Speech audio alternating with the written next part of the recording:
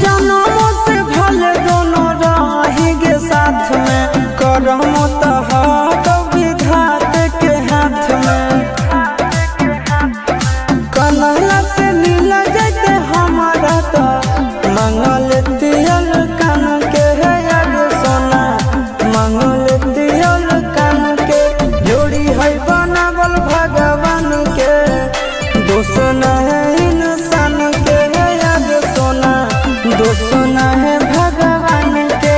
जोड़ी है बनावल भगवान के, दोष न है इंसान के है यार सोना, दोष न है इंसान के।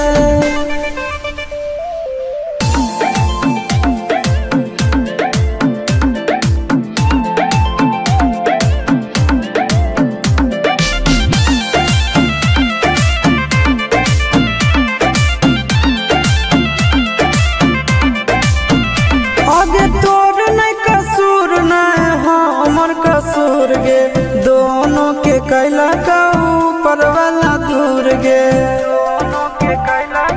ये सोना आगे तोर नहीं